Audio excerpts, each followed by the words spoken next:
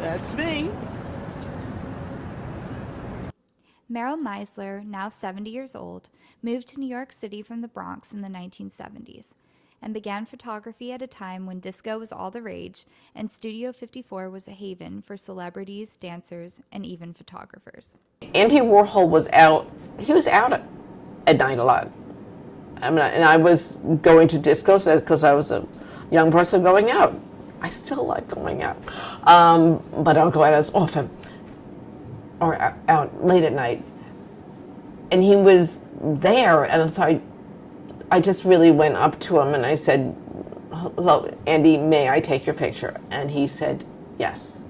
At the same time, Meisler was also working as an arts teacher in Brooklyn's Bushwick neighborhood at IS 291 from 1981 to 1995, taking photographs of daily life in the struggling neighborhood. Her photography now hangs here on the schoolyard fence, a tribute to her success as a photographer and the legacy of the neighborhood she documented. 40 years is a generation, basically, and what Meryl has done is capture the generation of students who lived in this community, whose families have been foundational members of the community, and that legacy is theirs, right? It's just located at our school, but that's how I feel about it. It is a manifestation of the individuals who have been a part of this community, and it honors them.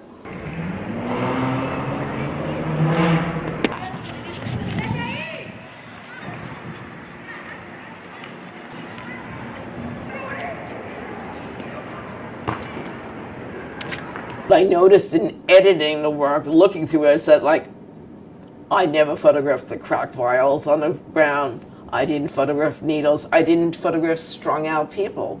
I didn't even barely photographed the murals because they could have been about a kid that I know who died or a friend of a friend.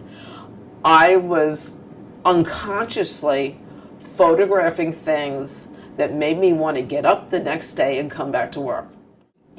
For me, one of the greatest thrills is when people contact me, they find themselves in their pictures.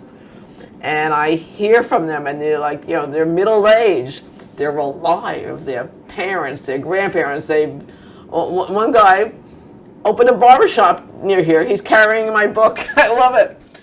Some people have fallen through the cracks, or one of the graduates, I understand, he was in a car accident and died, but so-and-so's doing well. They're going forth. It's very touching when people contact me.